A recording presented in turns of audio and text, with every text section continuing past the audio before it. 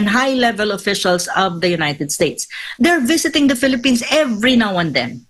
Why is that? Kasi gusto talaga i-secure ng United States na you will not change your foreign policy. That you will be on our side no matter what. Ayon pa kay Malindugoy, sa sitwasyon ngayon ni Pangulong Bongbong Marcos Jr. sa politika, kailangan nito ang Amerika. He also needs the backing of the United States for him to survive politically in the Philippines and even domestically. And he needs the backing of the United States to still have that kind of international image na sinususugan ng United States na, you know, he's a good president. Hugot din ito ng geopolitical analyst sa interes ng mga Marcos sa Amerika kung saan mayroon tong higit $353 million contempt order. Nabanggit din ni Malindugoy na dalawa rin sa malalaking problema na hinaharap ngayon ni Marcos ay ang aligasyon ng malawakang korupsyon sa kanyang administrasyon at ang umano'y paggamit nito ng iligal na droga na hanggang ngayon naman ay hindi pa rin direktang sinasagot ni Marcos. That's why if you will expect BBM to turn around and have an independent foreign policy out of the blue, that is not expected anytime soon. Matatandaan na sa liderato ni Bongbong Marcos Jr., pumihit ang bansa sa Amerika, lalo na sa usapin sa South China Sea na malayo sa polisiya ng Duterte administration.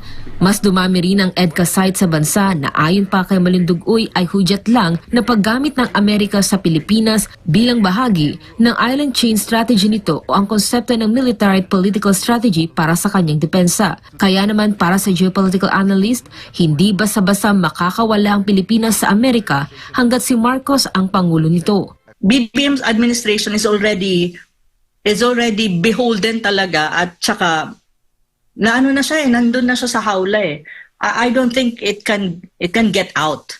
The only thing that I see for the Philippines to go back to independent foreign policy na pinush ng Duterte administration is for the Philippines to have a change in leadership.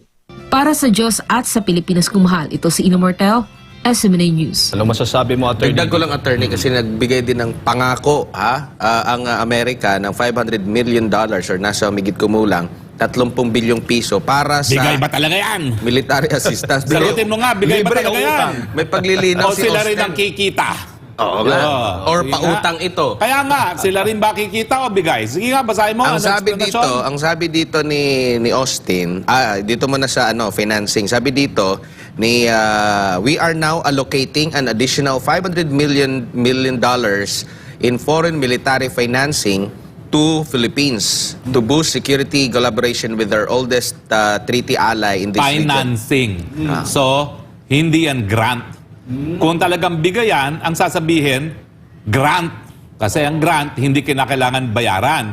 Pero pag financing, pautang. Abay, sila pa kikita, tayo pa magkakaroon ng utang na loob. Pwede Oo. ba yun? Sabi pa dito. Ginagamit ng kanilang mga base militar natin na walang bayad na renta. Nalalagay na nga tayo sa gitna na sa mitya ng digmaan dahil pwedeng atakihin yung mga base militar na kung saan sila narare.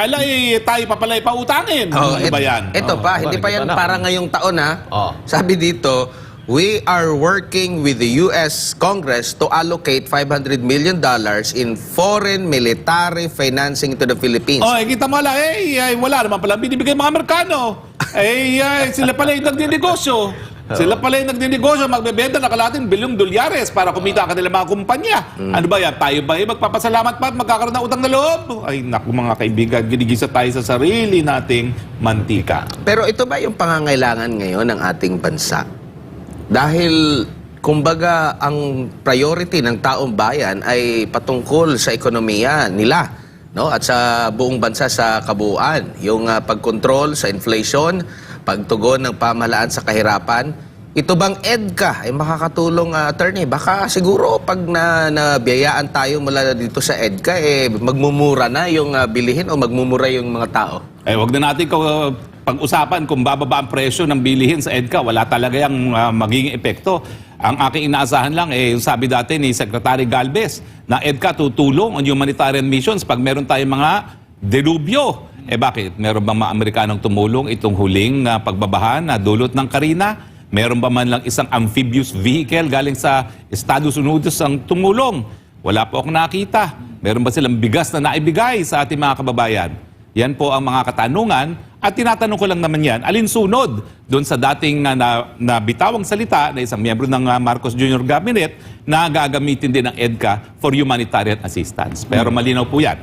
Sa humanitarian assistance, wala po tayo naging pakinabang dito sa huling dumaang bagyong Karina. Sabi naman ni Defense Secretary Gibo Chidoro, and I quote, "Every peso or dollar spent on hardening Philippine capabilities to defend itself and to deter unlawful aggression will be a plus against any threat actor, whether it be China or anyone." Talagang una nabanggit China. Ewan ko ba? Ako, sa tingin ko rin, hindi dapat binabanggit yan dahil bagamat meron tayong sigalot sa China, yun din naman ang kaso sa mga karatig bansa natin na Vietnam, Malaysia at Brunei, no? Pati Indonesia.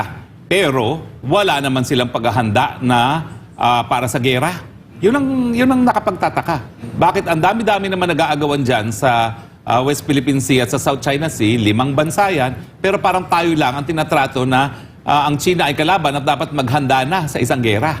Bakit kaya ganun? No? Bakit ibang pag-iisip ng Pilipinas? At bakit Pilipinas lang ang nagpagamit ng mga base militar sa mga Amerikano, di umano para protektahan ng kanyang territorial integrity? Bakit? Hindi ba ganyan din ang interest ng Vietnam? Hindi ba ganyan din ang interest ng Malaysia? Hindi ba ganyan din ang interest ng Indonesia at ng Brunei?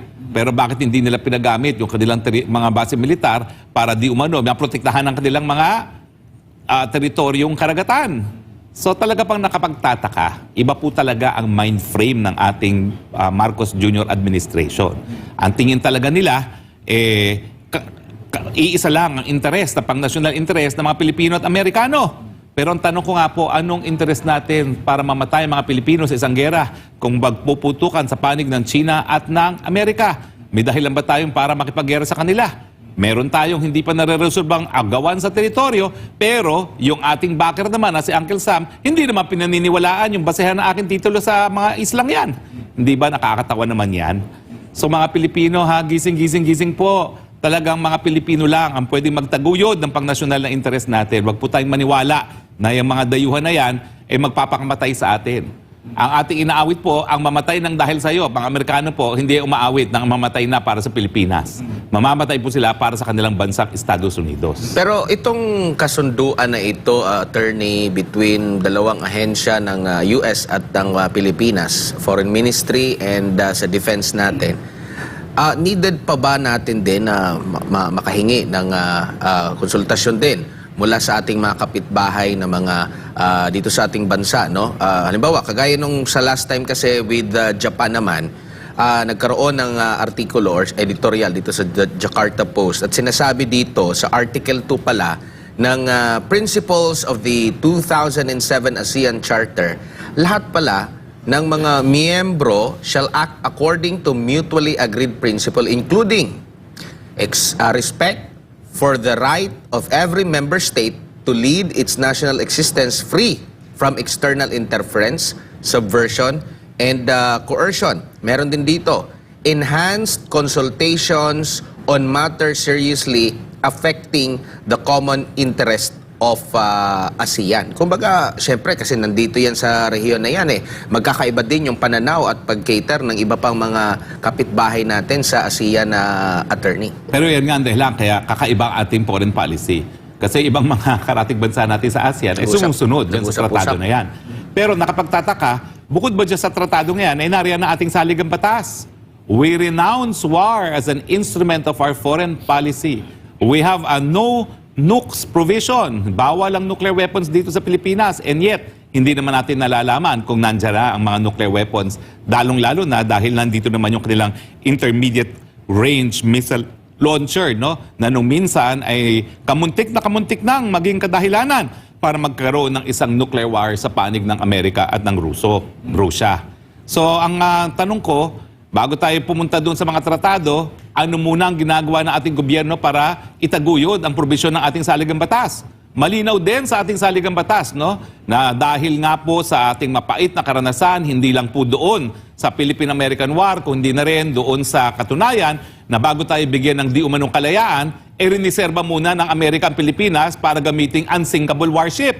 At ang nakasaad ngayon sa ating saligang batas, para maiwasan nga na tayo makalagtad sa gera, ang presensya ng mga dayuhang kasundaluhan at mga base militar ay dapat sa pamamagitan lamang ng isang tratado na kinikilala na kabilang parte na isang tratado. At kung kinakailangan, ay magkakaroon pa ng plebisito at tatanungin ng taong bayan kung payag ba sila o hindi. Alam mo itong EDCA na ito, o narariyan sila, 10 taon na yan, umalis ba sila? Nung una naming kinwestiyon yan sa Korte Suprema, hindi pa nga nabibigyan ng implementasyon yung EDCA. At ang sabi ng Korte Suprema, wala namang provision dyan na mananatili talaga ang mga Amerikano. O doon